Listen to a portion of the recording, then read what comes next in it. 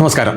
എല്ലാവർക്കും സാലറി വരുന്നുണ്ട് അല്ലേ? പക്ഷേ ഇത് എവിടേക്ക് പോകുന്നു എന്ന് നമുക്കറിയില്ല. ഓരോ മാസവും സാലറി വരും, അത് കൃത്യമായിട്ട് അങ്ങോട്ടും ഇങ്ങോട്ടൊക്കെ പോകും. അങ്ങനെ ഒരു 15 ദിവസം കൊണ്ട് തന്നെ നമ്മുടെ സാലറി തീർന്നു പോകും. പിന്നെ നമ്മൾ തേരാ പാര ഓട്ടമായിരിക്കും പലരും. അപ്പോൾ എവിടേക്കാണ് ഈ സാലറി പോകുന്നത്, എങ്ങനെയാണ് നമ്മുടെ സാലറിയും നമ്മുടെ സ്പെൻഡിങ്ങും നമുക്ക് ക്രമീകരിക്കപ്പെടേണ്ടത് എന്നുള്ളതാണ് ഈ വീഡിയോയിൽ പരിശോധിക്കുന്നത്. ഇത് സാധാരണ പറഞ്ഞു പോകുന്ന ഒരു വീഡിയോ അല്ല. നിങ്ങൾ എന്നോടൊപ്പം വർക്കൗട്ട് ചെയ്താൽ മാത്രമേ ഈ വീഡിയോയ്ക്ക് ഒരു ഔട്ട്പുട്ട് ഉണ്ടാകൂ. ഓരോ ദിവസവും, അതായത് ഒരു മാസം 30 ദിവസം, 4 ആഴ്ച, ആ 4 ആഴ്ചയിൽ ഓരോ 5 ദിവസവും നമ്മൾ ഓരോരോ സ്റ്റെപ്പുകൾ ചെയ്യുന്നു. അങ്ങനെ ഒരു മാസം നമ്മൾ നോക്കുന്നു ഇത് വർക്കൗട്ട് ആകുമോ ഇല്ലയോ. തീർച്ചയായിട്ടും എനിക്ക് ഉറപ്പുണ്ട് നിങ്ങൾ കൃത്യമായിട്ട് നിങ്ങളിത് ഈ വീഡിയോ കണ്ടിട്ട് നിങ്ങളിത് ഫോളോ ചെയ്താൽ തീർച്ചയായിട്ടും നിങ്ങളുടെ ജീവിതത്തിൽ വലിയ ഡിസിപ്ലിൻ, ഫിനാൻഷ്യൽ ഡിസിപ്ലിൻ ഉണ്ടാകും എന്നുള്ള കാര്യത്തിൽ യാതൊരു സംശയവുമില്ല. നമ്മൾ ഓരോ ആഴ്ചയിലും ഞാൻ നേരത്തെ പറഞ്ഞ പോലെ തന്നെ 5 ദിവസമായിരിക്കും നിങ്ങൾ വർക്ക് ചെയ്യേണ്ടി വരിക.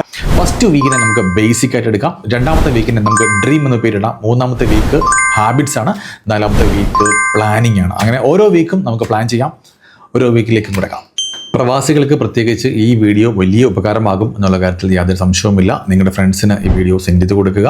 ഉപകാരപ്പെട്ടെന്ന് തോന്നിയാൽ നിങ്ങളുടെ അഭിപ്രായങ്ങൾ ദയവേത് കമൻറ്റായി രേഖപ്പെടുത്തുക. ഇതുവരെ ചാനൽ സബ്സ്ക്രൈബ് ചെയ്യാത്ത ആളുകൾ ചാനൽ ഒന്ന് സബ്സ്ക്രൈബ് കൂടി ചെയ്യുക. നമുക്ക് വീഡിയോയിലേക്ക് കിടക്കാം. നമ്മൾ നേരത്തെ പറഞ്ഞ പോലെ തന്നെ നമ്മൾ ഫസ്റ്റ് വീക്കിലേക്ക് കിടക്കുകയാണ്. ഫസ്റ്റ് വീക്കിൽ ഫസ്റ്റ് ഡേ ബേസിക് എന്നാണ് നമ്മൾ പേരിട്ടിരിക്കുന്നത്. എന്താണ് ഫസ്റ്റ് ഡേയിൽ നമ്മൾ ചെയ്യേണ്ടത് എന്ന് നോക്കാം.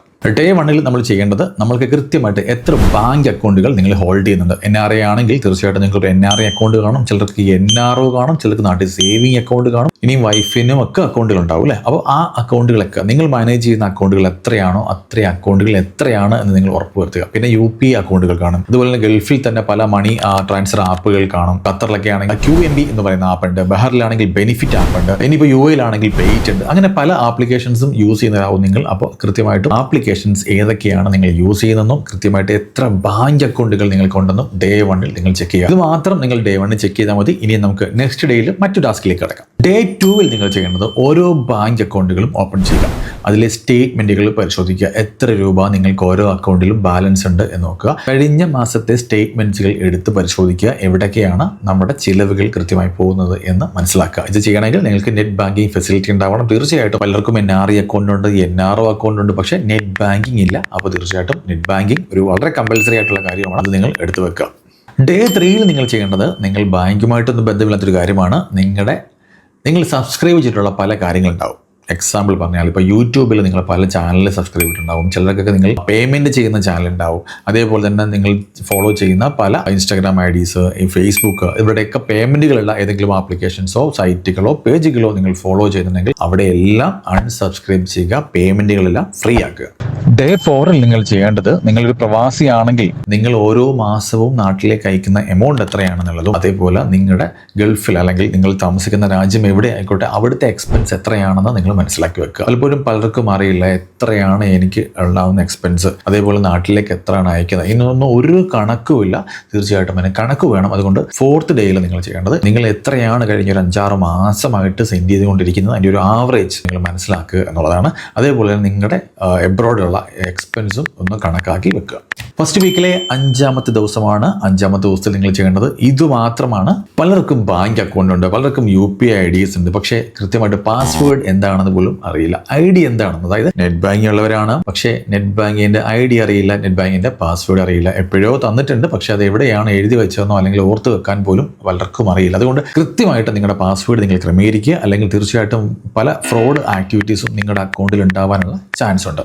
അപ്പോൾ നിങ്ങൾ 5 ദിവസം മാത്രമാണ് ഫസ്റ്റ് വീക്കിൽ നമ്മൾ പ്ലാൻ ചെയ്ത പോലെ ചെയ്തിരിക്കുന്നു. ഇനി നമുക്ക് അടുത്ത വീക്കിലേക്ക് പോകാം. 2 ദിവസം നിങ്ങൾക്ക് അവധിയാണ്, സാറ്റർഡേ സൺഡേ നിങ്ങൾ അവധി എടുത്തോളൂ. ഇനിയും സെക്കൻഡ് വീക്കിലേക്ക് കിടക്കുന്നു. സെക്കൻഡ് വീക്കിലെ ഫസ്റ്റ് ഡേ നിങ്ങൾ ചെയ്യേണ്ടത് ഇതാണ്, plan your dream of future. നിങ്ങളുടെ സ്വപ്നങ്ങൾ നിങ്ങളൊന്ന് അഴിച്ചു വിടുക. നിങ്ങൾക്ക് ഒരുപാട് ആഗ്രഹങ്ങൾ ഉണ്ടാവില്ലേ, അതൊക്കെ ഒന്ന് പ്ലാൻ ചെയ്തോളൂ, ഓർത്തെടുത്തോളൂ എന്തൊക്കെയായിരുന്നു എൻ്റെ ആഗ്രഹം. പലപ്പോഴും നമ്മുടെ ജോലി, നമ്മുടെ സ്ട്രെസ് ഒക്കെ കാരണം നമ്മുടെ ആഗ്രഹങ്ങൾ പോലും നമ്മൾ ഓർക്കാനുള്ള സമയം കിട്ടാറില്ല അല്ലേ? പലപ്പോഴും അത് മറന്നിട്ടുണ്ടാവും. ആ ആഗ്രഹങ്ങളൊക്കെ നിങ്ങളൊന്ന് ഓർത്തെടുത്ത് നിങ്ങളുടെ ബ്രെയിനിൽ ഒന്ന് സേവ് ചെയ്തോളൂ. പലപ്പോഴും ഒക്കെ അത് നല്ലതല്ലേ? സെക്കൻഡ് വീക്കിലെ സെക്കൻഡ് ഡേയിൽ വളരെ ഇമ്പോർട്ടൻ്റ് ആയിട്ടുള്ള കാര്യമാണ് ചെയ്യേണ്ടത്. നിങ്ങളുടെ എക്സ്പെൻസ് ട്രാക്ക് ചെയ്യാൻ സ്റ്റാർട്ട് ചെയ്യുകയാണ്. ഇത്രയും നാളും നമ്മൾ എക്സ്പെൻസ് ട്രാക്ക് ചെയ്യാത്ത ആളുകൾ തന്നെയാകാം, എനിക്ക് ഉറപ്പുണ്ട് കൂടുതൽ ആളുകളും. പക്ഷേ ഇന്ന് മുതൽ നമ്മൾ എക്സ്പെൻസ് ട്രാക്ക് ചെയ്യാൻ പോകുന്നു. അത് നിങ്ങളുടെ എബ്രോഡിലെ എക്സ്പെൻസും നാട്ടിലെ എക്സ്പെൻസും ട്രാക്ക് ചെയ്യണം. അപ്പോൾ അതിനായിട്ട് പല ഫ്രീ ആപ്ലിക്കേഷൻസും നമുക്ക് അവൈലബിൾ ആണ്. അങ്ങനെയുള്ള ആപ്ലിക്കേഷൻ വെച്ചിട്ട് നിങ്ങൾക്ക് ചെയ്യാം. അല്ലെങ്കിൽ ഒന്നും വേണ്ട, ഒരു പെന്നും ഒരു നോട്ട് പാഡും വാങ്ങിക്കുക, ഓരോ ദിവസത്തെ എക്സ്പെൻസ് കാൽക്കുലേറ്റ് ചെയ്യുക. ഈ കാര്യങ്ങൾ തന്നെ തീർച്ചയായിട്ടും നാട്ടിലുള്ളവരോടും പറയണം, അവരും ഇത് ഫോളോ ചെയ്യണം. ഡേ 3 നിങ്ങൾ ചെയ്യേണ്ടത് നിങ്ങളുടെ ബഡ്ജറ്റിൽ ആരാണ് വില്ലൻ എന്ന് നിങ്ങൾ മനസ്സിലാക്കണം. ചിലപ്പോൾ നമ്മൾ അറിയാതെ, എക്സാമ്പിൾ പറഞ്ഞാൽ യൂട്യൂബിൽ സബ്സ്ക്രൈബ് ചെയ്ത ചാനലാകാം, അല്ലെങ്കിൽ ഭക്ഷണ രീതിയാകാം, നമ്മൾ പുറത്തുനിന്ന് ഭക്ഷണം കഴിക്കുന്ന എമൗണ്ട് കൂടുതലാകാം, അല്ലെങ്കിൽ ഏതെങ്കിലും ഓൺലൈൻ സൈറ്റിൽ നിന്ന് സാധനങ്ങൾ വാങ്ങിക്കുന്നതാകാം, അല്ലെങ്കിൽ അൺനെസസറി ആയിട്ടുള്ള ഷോപ്പിംഗ് ആകാം. അങ്ങനെ നിങ്ങളുടെ വില്ലൻ ആരാണെന്ന് നിങ്ങൾ ഡേ 3 നിന്ന് മനസ്സിലാക്കി തുടങ്ങാൻ നിങ്ങൾക്ക് കഴിയണം. ആദ്യം നമ്മൾ ചെയ്യേണ്ടത് ഡേ 2 നമ്മൾ എക്സ്പെൻസ് കാൽക്കുലേറ്റ് തുടങ്ങുന്നു. അവിടെ തന്നെ ഡേ 3 നമ്മുടെ വില്ലനെ നമ്മൾ കണ്ടെത്തുന്നു. ഡേ 4 നമ്മൾ ചെയ്യേണ്ടത് EMI ആണ്. EMI ആണ് പലപ്പോഴും നമ്മുടെ ജീവിതത്തിൽ വലിയൊരു ബുദ്ധിമുട്ടായിട്ട് മാറിക്കൊണ്ടിരിക്കുന്നത്. എനിക്കറിയാം, ഉറപ്പായിട്ടും പല ആളുകൾക്കും ലോൺ ഉണ്ടാവും. ഈ ലോൺ എത്രയാണെന്നുള്ള ഒരു ധാരണ നമുക്കുണ്ടാവണം. അത് പലർക്കും വലിയ ലോൺ ആവാം, ചിലപ്പോൾ ഒരുപാട് ലോൺ ആവാം. എത്ര ലോൺ ഉണ്ടെന്നും അതേപോലെ ലോൺ എമൗണ്ടും നിങ്ങളൊന്ന് ഫിക്സ് ചെയ്ത് വെക്കുക. അത് എത്രയാണെന്ന് പോലും അറിയാത്ത ആളുകളുണ്ട്. അപ്പോൾ അതൊന്ന് കൃത്യമായിട്ട് മാനേജ് ചെയ്യുക. സെക്കൻഡ് വീക്കിലെ ഡേ 5 ലാസ്റ്റ് ഡേ ആണ്. അന്ന് നമ്മൾ ചെയ്യേണ്ടത് ഇതാണ്, നീഡ്സ് വാണ്ട്സ് സേവിങ് എന്നുള്ള കാര്യമാണ്. അതിലേക്ക് നമ്മൾ എത്താൻ തുടങ്ങുന്നു. അപ്പോൾ അതിൻ്റെ ഒരു ഫസ്റ്റ് സ്റ്റെപ്പ് എന്ന നിലയിൽ നമ്മുടെ എക്സ്പെൻസ് കാൽക്കുലേറ്റ് തുടങ്ങി. അപ്പോൾ അതിൽ തന്നെ നമുക്ക് മനസ്സിലാക്കാൻ സാധിക്കും നമ്മുടെ നീഡ്സ് എന്താണ്, നമ്മുടെ വാണ്ട്സ് എന്താണെന്ന്. നീഡ്സ് എന്താണ്, എല്ലാ മാസവും കൊടുത്തേ പറ്റൂ. അതിൻ്റെ ഇപ്പോൾ നമ്മുടെ യൂട്ടിലിറ്റി ബില്ലുകളാവാം, റെന്റ് ആവാം, ഫുഡ് ആകാം, ഗ്രോസറി ആകാം, ഇതെല്ലാം നീഡ്സിൽ വരുന്നതാണ്. ഇനി വാണ്ട്സ് എന്താണ്, നമ്മൾ ഷോപ്പിംഗ് ആകാം, അല്ലെങ്കിൽ അൺനെസസറി ആയിട്ട് പുറത്തുനിന്ന് ഫുഡ് ഓർഡർ ചെയ്ത് കഴിക്കുന്നതാകാം. അങ്ങനെയുള്ള കാര്യങ്ങളൊക്കെ നമുക്ക് വാണ്ട്സിൽ കൊണ്ടുവരാം. അപ്പോൾ നമ്മുടെ നീഡ്സും വാണ്ട്സും സെപ്പറേറ്റ് ആയിട്ട് തരംതിരിക്കണം. ഇത് ചെയ്തതിന് ശേഷം ഒരു സേവിങ് എമൗണ്ട് കണ്ടെത്താൻ നമുക്ക് പഠിക്കാം. അത് നമുക്ക് ഫ്യൂച്ചറിലേക്ക് പോകാം. അത് 4th വീക്കിലെത്തുമ്പോൾ കുറച്ചുകൂടി ഡീറ്റെയിൽ ആയിട്ട് പഠിക്കാം. 3rd വീക്കിലേക്ക് നമ്മൾ കിടക്കുകയാണ്. അതിനെ ഹാബിറ്റ്സ് എന്ന് വിളിക്കാം. കുറച്ചുകൂടി സീരിയസ് ആയിട്ടുള്ള കാര്യങ്ങളാണ് ഇനിയും നമ്മൾ ചെയ്തു തുടങ്ങുന്നത്. അപ്പോൾ ഹാബിറ്റ്സ്, നമ്മുടെ പല ഹാബിറ്റ്സുകളുമാണ് നമ്മളെ ഈ രീതിയിലൊക്കെ ആക്കിയിരിക്കുന്നത്. ഫിനാൻഷ്യലി ഡിസിപ്ലിൻ ഇല്ലാതെ കിട്ടുന്ന വരവ് അറിയാതെ ചിലവാക്കുന്ന, അങ്ങനെയുള്ള പല പ്രശ്നങ്ങളും നമ്മുടെ ഹാബിറ്റ്സ് കാരണം ഉണ്ടാക്കിയാണ് അല്ലേ. അപ്പോൾ ഈ ഹാബിറ്റ്സ് വീക്കിലെ ഫസ്റ്റ് ഡേയിൽ നമ്മൾ എന്താണ് ചെയ്യേണ്ടതെന്ന് നോക്കാം. പലപ്പോഴും സാലറി വന്നിട്ട് നമ്മൾ സാലറി ഇങ്ങനെ കൈവച്ചുകൊണ്ടിരിക്കും.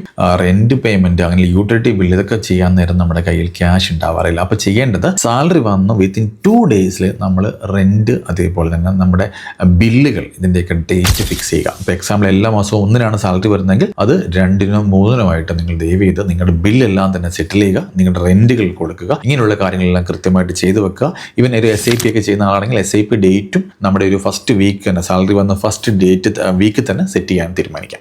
3rd വീക്കിലെ സെക്കൻഡ് ഡേയിൽ നമ്മൾ ചെയ്യേണ്ടത് നമ്മുടെ ലോണുകൾ പ്ലാൻ ഔട്ട് ചെയ്യുക എന്നുള്ളതാണ്. ഒരുപാട് ലോൺ ഉണ്ടാവും, ഒരുപാട് EMIs ഉണ്ടാവും, ഒരുപാട് ഡെപ്റ്റ്സ് ഉണ്ടാവും അല്ലേ. അപ്പോൾ ഡെപ്റ്റ് ഒരു സുഹൃത്തിന് എടുക്കാനുള്ള ചെറിയൊരു തുകയാണെങ്കിൽ പോലും അത് എഴുതി വെക്കുക. നിങ്ങൾക്കിനിയും EMI ആണെങ്കിൽ അത് നോട്ട് ഔട്ട് ചെയ്യുക. അതേപോലെ ലോൺ ആണെങ്കിൽ അതും ഒന്ന് നോട്ട് ചെയ്യുക. അങ്ങനെ കൃത്യമായിട്ടൊരു ധാരണ ലോണിനെ പറ്റിയും EMI പറ്റിയും ഡെപ്റ്റിനെ പറ്റിയും നമുക്ക് ഉണ്ടാക്കിയെടുക്കണം 3rd വീക്കിലെ സെക്കൻഡ് ഡേയിൽ. 3rd വീക്കിലെ ഡേ 3 ചെയ്യേണ്ടത് നിങ്ങളുടെ ലോണുകൾ ലിസ്റ്റ് ഔട്ട് ചെയ്തതിനു ശേഷം നമുക്ക് ഓരോ ലോണിൻ്റെയും പീരീഡ് കണക്കാക്കാം. അതുപോലെ എമൗണ്ട് എത്രയാണ് എന്ന് കൃത്യമായിട്ട് മനസ്സിലാക്കുക. അതിനുശേഷം ചെറിയ ലോണുള്ളത് ആദ്യം അടച്ചു തീർക്കാൻ പരമാവധി ശ്രമിക്കുക. അങ്ങനെ ലോണിൻ്റെ എണ്ണം കുറച്ച് കൊണ്ടുവരിക. ചിലപ്പോൾ 2-3 ലോൺ കാണും. അതിൽ ഏറ്റവും ചെറിയ ലോൺ ഉണ്ടാവുമല്ലോ, അത് അടച്ചു തീർക്കുമ്പോൾ മനസ്സിനൊരു സമാധാനം കിട്ടും. നമുക്ക് മെൻ്റലി ഇനിയിപ്പോൾ 2 ലോണേ ഉള്ളൂ എന്നൊരു ചിന്തയെങ്കിലും വരും. അല്ലെങ്കിൽ ഇങ്ങനെ ഒരുപാട് ലോണും ഒരുപാട് EMI ഒക്കെ ആയിട്ട് ഇങ്ങനെ കിടക്കും. അപ്പോൾ തീർച്ചയായിട്ടും ലോൺ ലിസ്റ്റ് ഔട്ട് ചെയ്യുക. ശേഷം ആദ്യത്തെ ചെറിയ ലോൺ തീർക്കുക. അതിനുശേഷം അടുത്ത ലോൺ തീർക്കാനുള്ള ശ്രമം ആരംഭിക്കാം. ഡേ 4 ചെയ്യേണ്ടത് ഓട്ടോമേഷൻ പ്രോസസ്സാണ്. അതായത് നിങ്ങൾക്ക് ലോൺ ഉണ്ടാവും, അതിനൊരു ഓട്ടോമേഷൻ വെച്ചോളൂ. കൃത്യമായിട്ട് അത് നിങ്ങളുടെ അക്കൗണ്ടിൽ തന്നെ പൊക്കോട്ട്. അല്ലെങ്കിൽ അവിടെയും പ്രശ്നങ്ങൾ ഉണ്ടാവാറുണ്ട് പലപ്പോഴും. അതേപോലെ SIP ചെയ്യുന്നവരാണെങ്കിൽ, അല്ലെങ്കിൽ മ്യൂച്വൽ ഫണ്ടിലോ മറ്റെവിടെയെങ്കിലും സ്റ്റോക്കിലോ ഒക്കെ ഇൻവെസ്റ്റ് ചെയ്യുന്നവരെ അവിടെയും ഒരു ഓട്ടോമേഷൻ വെക്കുക. കൃത്യമായിട്ട് സാലറി വന്ന് നെക്സ്റ്റ് വീക്കിലോ അല്ലെങ്കിൽ 2-3 ഡേയ്സിനുള്ളിൽ തന്നെയോ നമ്മുടെ ഇൻവെസ്റ്റ്മെൻറ്റും ഓട്ടോമേറ്റഡ് ആക്കി വെക്കുക. അപ്പോൾ 3rd വീക്കിൽ 4 ദിവസം മാത്രമേ ഉള്ളായിരുന്നു. ബാക്കി 3 ദിവസം നമുക്ക് ഓഫാണ്. ഇനിയും അടുത്ത വീക്കിലേക്ക് കിടക്കാം. 4th വീക്കിലേക്ക് നമ്മൾ കിടക്കുകയാണ്. പ്ലാനിങ് വീക്കാണ്. കുറച്ചുകൂടി നമ്മൾ സീരിയസ് ആക്കുകയാണ്. ലൈഫിനെ കുറച്ചുകൂടി സീരിയസ് ആയി കണ്ടേ പറ്റൂ. അങ്ങനെ ലൈഫിനെ കുറച്ചുകൂടി സീരിയസ് ആകുന്ന സ്റ്റെപ്പുകളാണ് നമ്മൾ ഈ വീക്കിൽ എടുക്കുന്നത്. ഡേ 1 നമ്മൾ ചെയ്യുന്നത് നമ്മുടെ ഇൻകം കൂട്ടാനുള്ള ശ്രമം എന്താണ് എന്ന് ആലോചിക്കാം. അതായത് ഒന്നെങ്കിൽ നിങ്ങൾക്ക് തന്നെ പുതിയ സ്കില്ല് ഡെവലപ്പ് ചെയ്യാം, അല്ലെങ്കിൽ പുതിയ കോഴ്സ് പഠിക്കാം. അതായത് ഇൻകം വരുന്ന എന്തെങ്കിലും പുതിയ മാർഗ്ഗം. എക്സാമ്പിൾ പറഞ്ഞാൽ മൊബൈൽ എഡിറ്റിംഗ് പഠിക്കാം, അല്ലെങ്കിൽ നിങ്ങൾക്കുള്ള സ്കില്ലുമായിട്ട് ബന്ധപ്പെട്ട് നിങ്ങൾക്ക് എന്താണോ സ്കില്ല് അതുമായിട്ട് ബന്ധപ്പെട്ട ഒരു പുതിയ കോഴ്സ് പഠിക്കുക. ഒരു പാർട്ട് ടൈം ജോബ് പോലെ ഒരു 2 മണിക്കൂറോ 3 മണിക്കൂറോ ഒക്കെ ചെയ്ത് തുടങ്ങുക. ചിലപ്പോൾ നിങ്ങൾ അതിൽ സക്സസ് ആയി പോയാൽ നിങ്ങളുടെ ലൈഫ് ചേഞ്ച് ആവും. അതുകൊണ്ട് തന്നെ പുതിയൊരു സ്കില്ല് പഠിക്കാം, പുതിയൊരു കോഴ്സ് പഠിക്കാം. ഇനി ഇതൊന്നുമല്ല, നിങ്ങൾക്ക് ഇതിനുള്ള കഴിവില്ലെങ്കിൽ നിങ്ങളുടെ ഫാമിലി മെമ്പേഴ്സിൽ ആരെങ്കിലും ഒരാൾക്ക് താല്പര്യമുള്ള അവരെ ഒരു പുതിയ കാര്യം പഠിപ്പിക്കുക. അതുവഴി നമ്മുടെ ഒരു പുതിയ ഇൻകം ജനറേറ്റ് ചെയ്യാം. അത് വൈഫ് ആയിക്കോട്ടെ, കുട്ടികളായിക്കോട്ടെ, അവർക്കൊക്കെ പറഞ്ഞു കൊടുക്കാം. കുട്ടികൾക്ക് പ്രത്യേകിച്ചും എഡിറ്റിംഗ് സ്കില്ലും എഴുതാനുള്ള കഴിവും അങ്ങനെയൊക്കെയുള്ള കുട്ടികളാണെങ്കിൽ അതും ഒരു ഇൻകം ആക്കി എടുക്കാൻ നമ്മളെ കൊണ്ട് സാധിക്കും.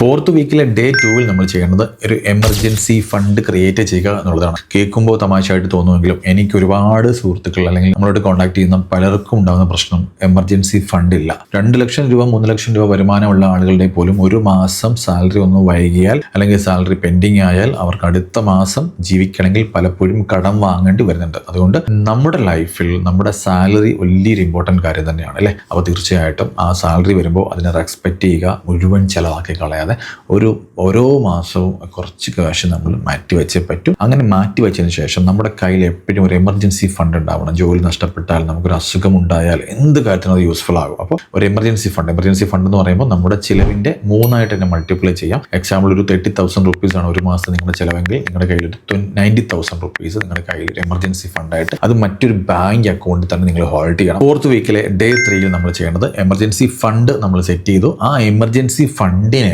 എവിടെയാണ് പാർക്ക് ചെയ്യേണ്ടത് എന്ന് പഠിക്കണം. അത് എവിടെയെങ്കിലും സേവിങ് അക്കൗണ്ടിലോ മറ്റും ചെയ്യാതെ മ്യൂച്വൽ ഫണ്ടിൽ തന്നെ ഡെപ്റ്റ് ഫണ്ടുകളിലോ ലിക്വിഡ് ഫണ്ടിലോ നിങ്ങൾക്ക് ഇൻവെസ്റ്റ് ചെയ്യാം. അങ്ങനെയാണെങ്കിൽ നിങ്ങൾക്ക് ബാങ്കിൽ നിന്ന് കിട്ടുന്ന 6.9% അല്ലെങ്കിൽ സേവിങ് അക്കൗണ്ട് ഹോൾഡ് ചെയ്യുമ്പോൾ കിട്ടുന്ന 4% അല്ലാതെ ഒരു 89% വളരെ ഈസി ആയിട്ട് നിങ്ങൾക്ക് അവിടുന്ന് ക്രിയേറ്റ് ചെയ്യാൻ പറ്റും. അപ്പോൾ നിങ്ങൾ എമർജൻസി ഫണ്ട് ഏതെങ്കിലും ലിക്വിഡ് ഫണ്ടിലോ അല്ലെങ്കിൽ മറ്റേതെങ്കിലും ഡെപ്റ്റിലോ പാർക്ക് ചെയ്യുക. നിങ്ങൾക്ക് ആവശ്യമുള്ളപ്പോൾ തന്നെ അത് വിഡ്രോ ചെയ്യാം. ലാസ്റ്റ് വീക്കിലെ 4th ഡേ നിങ്ങൾ ചെയ്യേണ്ടത് പ്ലാൻ ഔട്ട് യുവർ ഗോൾസ് എന്നുള്ളതാണ്. വളരെ ഇമ്പോർട്ടൻ്റ് ആണ്. പലപ്പോഴും ആളുകൾ ജീവിക്കുന്നു, ഓരോ ദിവസം ഓടുന്നു, സ്ട്രെസ്സാകുന്നു, ടെൻഷൻ ഓടുന്നു. അങ്ങനെയൊക്കെ ചെയ്യുമ്പോഴും കൃത്യമായിട്ടൊരു ഗോളില്ല.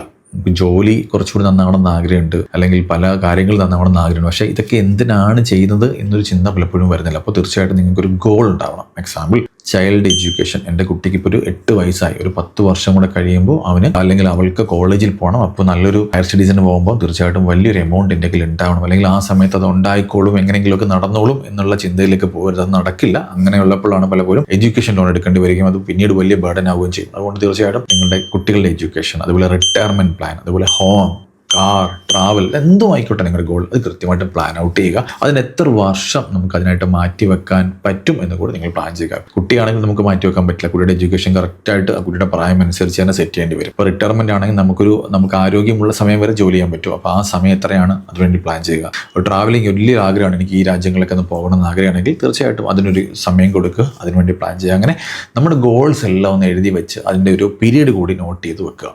ഡേ 5 അതായത് ലാസ്റ്റ് വീക്കിലെ ലാസ്റ്റായിട്ട് നമ്മൾ എടുക്കാൻ പോകുന്ന തീരുമാനമാണ്. ഒറ്റ കാര്യമുള്ളൂ, നമ്മൾ ഗോൾ സെറ്റ് ചെയ്തു, ഇനി ഈ ഗോളിന് വേണ്ടി നമ്മൾ വർക്ക് ചെയ്യണം എന്നുള്ളതാണ്. അപ്പോൾ എന്താ ചെയ്യാൻ പറ്റുക? കൃത്യമായിട്ട് നമുക്കൊരു ഗോൾ ബേസ്ഡ് പോർട്ട്ഫോളിയോ ഡെവലപ്പ് ചെയ്യണം. അത് നിങ്ങൾക്ക് തന്നെ ഡെവലപ്പ് ചെയ്യാം. നിങ്ങൾക്ക് അതിനുള്ള കഴിവുണ്ടെങ്കിൽ നിങ്ങൾക്ക് തന്നെ ഡെവലപ്പ് ചെയ്യാം. അല്ലെങ്കിൽ തീർച്ചയായിട്ടും ഒരു ഫിനാൻഷ്യൽ പ്ലാനറുടെ സപ്പോർട്ടോടുകൂടി നിങ്ങൾ ആ ഗോൾ നിങ്ങളുടെ നടപ്പാക്കാൻ വേണ്ടിയുള്ള ഇൻവെസ്റ്റ്മെൻറ്റ് പ്ലാനുകൾ സെറ്റ് ചെയ്യാം. എക്സാമ്പിൾ ഇപ്പം നമ്മുടെ ഒരു കുട്ടിക്ക് 10 വയസ്സായി, 18 വയസ്സിൽ ഹയർ സ്റ്റഡീസിന് പോകണമെങ്കിൽ 8 വർഷം പീരീഡ് ഉണ്ട്. ആ 8 വർഷം കൊണ്ട് ഇത്ര ലക്ഷം രൂപ എനിക്ക് അവൻ്റെ ഹയർ സ്റ്റഡീസിനായിട്ട് വേണം. അപ്പോൾ അതിനുവേണ്ടി പ്ലാൻ ചെയ്ത് തുടങ്ങാം. അല്ലെങ്കിൽ എനിക്കൊരു റിട്ടയർമെൻറ്റ് പ്ലാൻ, എനിക്കൊരു 58 വയസ്സാകുമ്പോൾ എനിക്ക് എല്ലാ മാസവും ഒരു 75,000 അല്ലെങ്കിൽ 1 lakh rupees എനിക്ക് ഇൻകം വേണം എന്നുണ്ടെങ്കിൽ നിങ്ങൾ തീർച്ചയായിട്ടും നിങ്ങൾക്കൊരു 40 വയസ്സുള്ളപ്പോഴെങ്കിലും കുറഞ്ഞത് നിങ്ങൾ അതിനെപ്പറ്റി ചിന്തിക്കുകയും അതിനുവേണ്ടി വർക്കൗട്ട് ചെയ്യുകയും ചെയ്യണം അല്ലേ. അല്ലെങ്കിൽ 56-ാമത്തെ വയസ്സിൽ എനിക്ക് 57-ാമത്തെ വയസ്സാകുന്നു, റിട്ടയർമെൻറ്റ് ആകാൻ പോകുന്നു എന്ന് കാണുമ്പോൾ 1 വർഷം മുമ്പ് പ്ലാൻ ചെയ്തിട്ട് കാര്യമില്ല. അപ്പോൾ പലപ്പോഴും പലരും ചെയ്യുന്നത് അങ്ങനെയാണ്. അപ്പോൾ അങ്ങനെ ആവരുത്. നിങ്ങളുടെ റിട്ടയർമെൻറ്റ് പ്ലാനൊക്കെ തീർച്ചയായിട്ടും 20 വർഷം മുമ്പൊക്കെ നിങ്ങൾ പ്ലാൻ ചെയ്താൽ വളരെ ഈസി ആയിട്ട് അത് അച്ചീവ് ചെയ്യാൻ സാധിക്കും. അതുപോലെ വീട് വെക്കണം എന്ന് ചിന്തിക്കുമ്പോൾ പെട്ടെന്ന് ഒരു ഷോർട്ട് ടൈം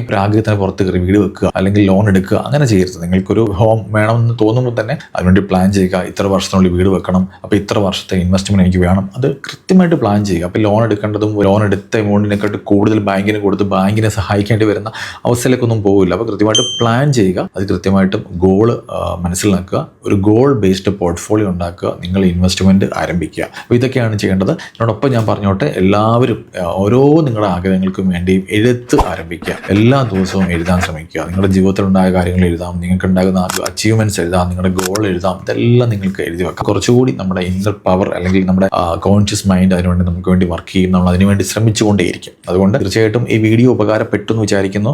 ഒരുപാട് ലെന്തി ആക്കാതിരിക്കാൻ വേണ്ടി ഞാൻ കുറച്ച് സ്പീഡിലാണ് പറഞ്ഞത്. എന്നാൽ പോലും എല്ലാവർക്കും അത് ഉപകാരപ്പെടും എന്ന് എനിക്ക് വിശ്വാസമുണ്ട്. കാരണം എന്തെങ്കിലും പറഞ്ഞിട്ട് ഇങ്ങനെ ചെയ്യുമെന്ന് പറഞ്ഞാൽ നിങ്ങളത് ചെയ്യില്ല, അത് ചെയ്യാൻ കഴിയില്ല. അതുകൊണ്ടാണ് ഇത്ര ഡീറ്റെയിൽ ആയിട്ട് നിങ്ങളെ ഇരുത്തി ചിന്തിപ്പിക്കാൻ വേണ്ടിയാണ് ഓരോ ദിവസവും നമ്മൾ എന്താണ് ചെയ്യേണ്ടതെന്നും നിങ്ങൾക്ക് അധികം സ്ട്രെസ് ഇല്ലാതെ തന്നെ നിങ്ങളെ ഇൻവെസ്റ്റ്മെന്റിലേക്കും നിങ്ങളുടെ ലൈഫിൽ ഒരു ഗോൾ ഉണ്ടാക്കാനും ഒക്കെയാണ് ഈ വീഡിയോയുടെ ചെയ്തിട്ടുള്ളത്. ചെറിയ കാര്യങ്ങളാകാം, പക്ഷെ ഓരോ കാര്യങ്ങളും നിങ്ങൾ ശ്രദ്ധിക്കുക. ഓരോ കാര്യങ്ങളും നിങ്ങളുടെ ജീവിതത്തിൽ വളരെ ഇമ്പോർട്ടൻ്റ് ആകും എന്നുള്ള കാര്യത്തിൽ യാതൊരു സംശയവുമില്ല. അപ്പോൾ വീഡിയോ ഉപകാരപ്പെട്ടെങ്കിൽ തീർച്ചയായിട്ടും നിങ്ങളുടെ അഭിപ്രായങ്ങൾ താഴെ കമന്റായി രേഖപ്പെടുത്തുക. ഇതുവരെ ചാനൽ സബ്സ്ക്രൈബ് ചെയ്യാത്തവർ സബ്സ്ക്രൈബ് ചെയ്യുക. പരമാവധി ആളുകളിലേക്ക് വീഡിയോ എത്തിക്കുക. താങ്ക്